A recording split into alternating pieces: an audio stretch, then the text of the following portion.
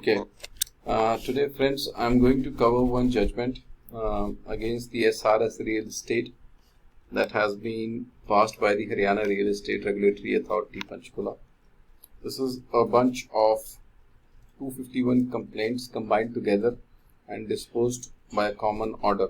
Well, this is an interim order and the case is still pending. So, do not take it as the final judgment. Now the respondents, as you can see on the screen, are SRS Real Estate, Canara Bank and Directorate of Enforcement. So this is a bunch of 251 complaints. I'm just sifting through the judgment on your screen so that I can begin with the relevant para of the judgment. So there you can see the judgment for the interim order begins. 251 complaints all combined into one. Now the respondents primarily are Canara Bank and the Enforcement Directorate, and there are other banks also. The promoter of the respondent builder is in jail.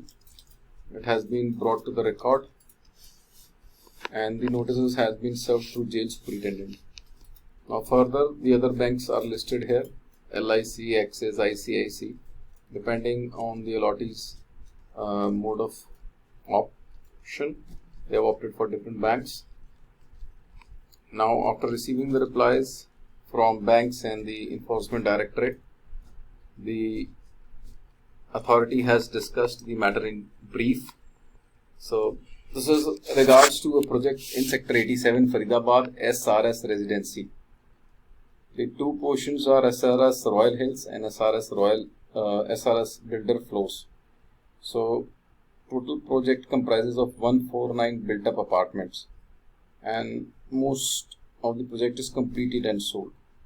So, this was done between the year 2014 to 16, and in 2009, the project was financed by State Bank of India, and then mortgaged in January 2013.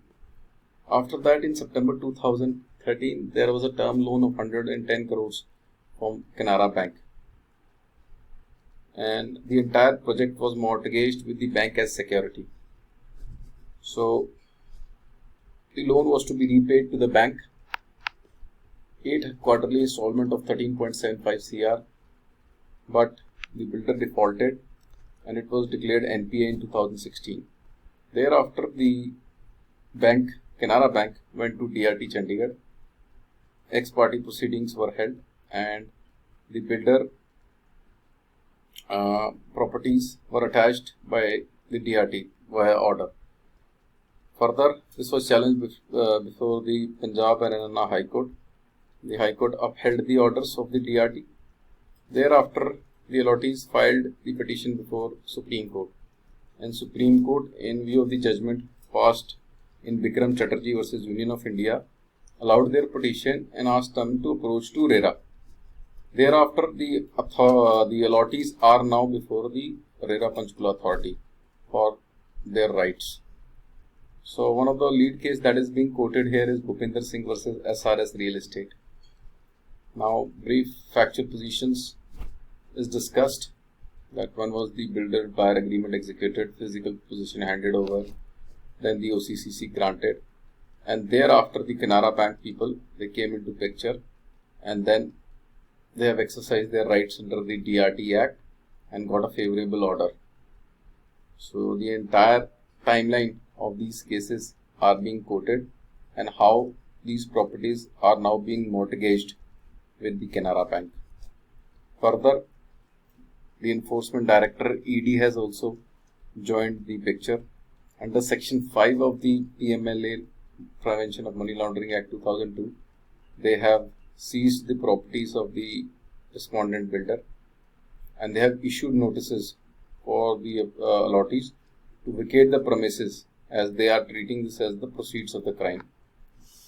Now, taking down the merits of the case as argued by the counsels, I'm just going to cite their arguments, what have they argued before the authority.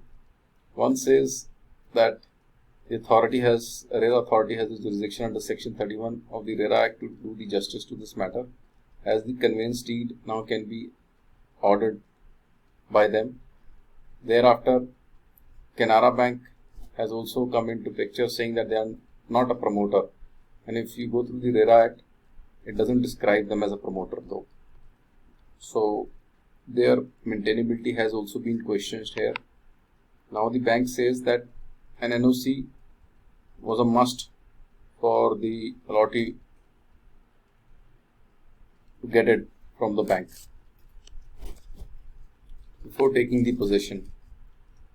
So this was also not complied with. Now further, the charge that bank has created, that it was a fraud actually that has happened with the allottee, because since the possession was already given, the bank should have done the due diligence here. Now if you see on the screen, the entire transaction has been termed as a fraud on the part of the builder towards the allottee. So their plea is that they are in lawful possession and their possession should not be disturbed. Rather, the conveyance deed direction should be given so that they can execute it. Now, there are two authorities after the allottees for the dispossession. One is the Canara Bank, other is the ED, which is also exercising their right under the PMA 2002 Act. Now, one of the circular of RBI has been quoted of 7th of February 2010, which obligates the loaning builder lender bank to inform flat buyers of any mortgage charge being created by them in respect of apartment project of the allotment complainants. So this is also a condition. Now further, the main matter discussed by Supreme Court is Bikram Chatterjee versus Union of India. The judgment has been duly quoted here in this order as well, wherein the Supreme Court has laid down the guidelines for a project where major banks are involved and a situation like this has been reached. So this is pretty much valid under RERA, that for the conveyance deed one can get a relief from the RERA authority. Now they are reading the relief that they need an interim order against both the authorities, Canara Bank and the PMLA, so that they can get the possession and execution of their units. So different counsels are being quoted. I'm just scrolling the judgment. I want to make it a brief video so that I'm not making you people go with my dictation. Now again, the bank transaction has been quoted, that how the charge has been created by the Canara Bank. So the bank is explaining their situation. Canara Bank readings are being quoted, that on what terms the bank has sanctioned the loan to builder SRS real estate. So they are quoting that the charge that was created was on 25th of September 2013, and on that date about 170 such requests were received by Canara Bank, and an escrow account was created wherein it was asked by the allottees to make the payment in the escrow account, and also the number of home buyers have already done this thing. Now at the time of sanction of loan, superstructure of the project was completed. 30-35% of the project, flat owners were in occupation of any flat. So they are citing the situation that in 2013, when the loan was given, there was no allottees, and out of 1491 only 792 units were booked. Remaining 699 units are being booked after 25th of September 2013. So the remaining allottees, which are 699 in numbers, they cannot make this argument that they were not knowing that the Canara Bank has created a charge on this. Further, the respondent bank, Canara Bank, pleads that they have filed a case under Section 7 of the Insolvency Act in the NCT as well. So this again also has been seen by the authority.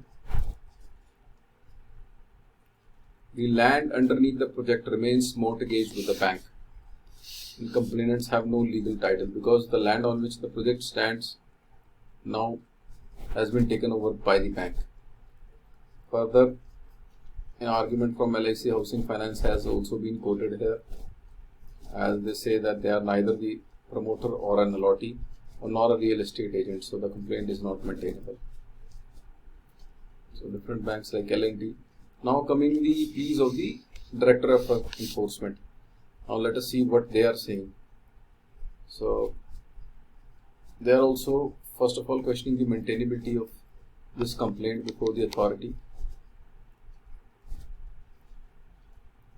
They have quoted the sections of PMLA section 3 and 4 under which the act has been made punishable, and they are citing how they have done the investigation and put the director of the company behind the bars. So they say that the sale of the flats have created from proceeds of crime. The director promoter is in jail for 3.5 years. The FIR number has been also quoted in 2017. So the Supreme Court order has been quoted, wherein the Supreme Court has granted the liberty to the allottees to approach the RERA. Now further, SRS Act, Insolvency Act and PMLA, all these three acts have been quoted here in the judgment, and now the authority is paving the way for RERA, that how RERA in such matters can have the cognizance and can have an order. So all the relevant sections are being quoted, you can see on the screen, section 79, 80, 89, 27, 11. So these sections are being quoted, which gives ample power to RERA authority to intervene and do the justice. So the licenses of the project have been quoted, when they got the licenses, when the possession was given by the authority, OC was granted. So RERA is meant for the allottees. Their rights need to be protected. Section 11.4 is also a relevant one, which gives the authority. So this judgment is a very forward-breaking judgment, wherein the rights of the allottees have been protected. Otherwise, under different sections and laws, the home buyers and consumers will be losing many things if such judgments are not being quoted. So the authority has held that RERA is having an overriding effect. Article 1419 of the Constitution have already protected that right to property is a fundamental right which cannot be taken away by the government authorities. So these loans may have been taken by the builder, but the right of the allottees still has a dominance over all other claims. Article 300A of the Constitution has also been quoted here. So DRT order has also been quoted here in the interim order, and wherein the authority discussed that DRT order was a bad order since the complainants were never made the party and it was an ex parte proceeding. So the principle of natural justice was never being followed. On the sole ground, this has to be given heed that the right of the allottees has to be protected. So this is an interim order wherein the authority has already asked the respondents to clarify the situation, and through this interim order the authority has further directed for the handover of possession for the conveyance deed execution under RERA and the claims to be given. So in the last page of the order in para 41, the authority is given such findings, and they have hold the rights of the allottee substantial in view of the other proceedings which have been ongoing. Even the PMLA for disposition notices have been discarded, and they have